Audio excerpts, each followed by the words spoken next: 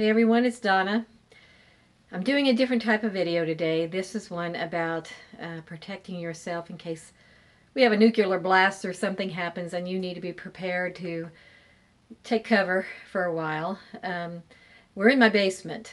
So what I'm getting ready to show you is how I'm sort of prepared, which isn't very good, but I'm going to show you what I'm doing here.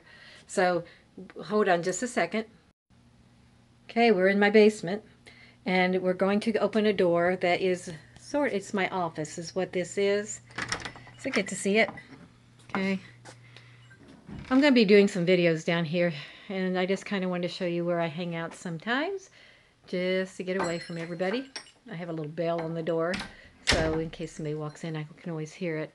But here's the supplies I've put down in the basement because I'm a warrior and I like to be prepared. First, I need to tell you that I have a pantry upstairs.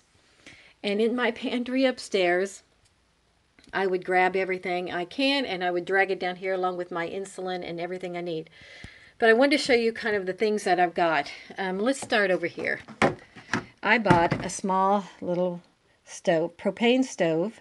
Okay. And I've got that sitting here.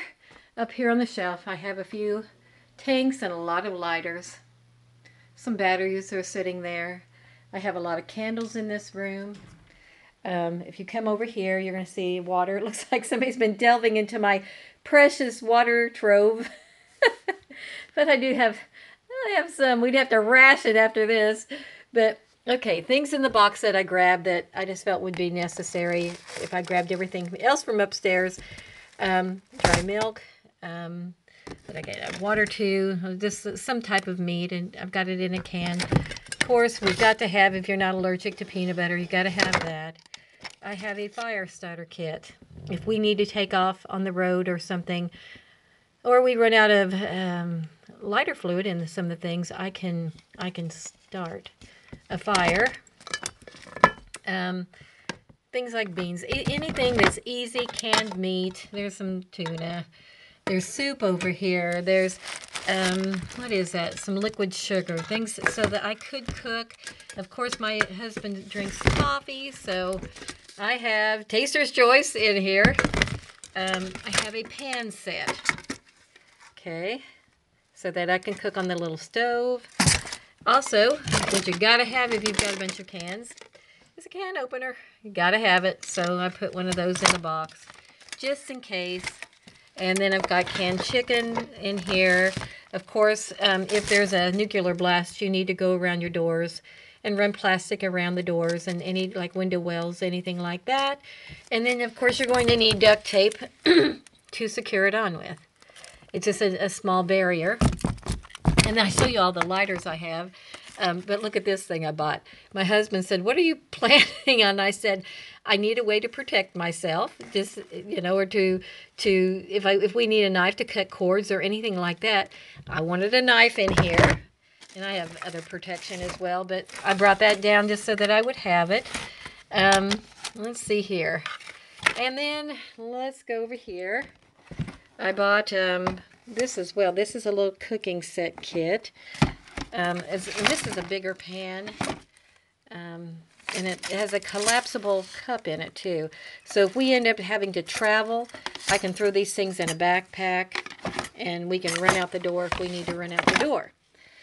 So, like I said, that's just a small portion. Hang on just a second.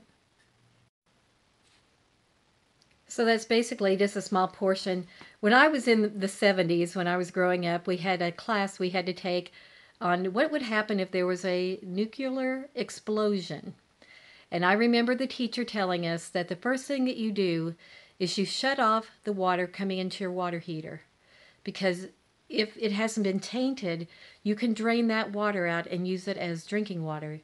You also fill up your bathtubs as quickly as you can. That water can be used to flush toilets or to clean or something else if you can't drink it. And also, if you become desperate, if there are no tablets in the back of your toilet tank, you can shut off the water coming into that toilet tank, and you can use the water in the back of the toilet tank.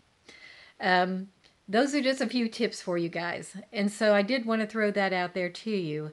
Um, you know, you never know if something's going to happen in this crazy world. So it's kind of good just to be prepared. So because we just never know. We just never know. Anyway, I'm going to sign off for right now. I just want to give you my idea of preparing for a nuclear blast. And let's hope that never happens. But um, it doesn't hurt to have a few things put aside and make a plan. Always have a plan what's going to happen. If if something happens, you can get to the basement, you can grab your medications, you can grab your things, get everything down here clothing, blankets. I've got blankets in this little room here. You can see behind me there's a round sofa. There are pillows here. I've got several blankets in this room so that if something did happen, I could close the door, seal it, and we are going to make it through at least for a while. So everyone, take care, be safe, and we will see you soon. Bye-bye.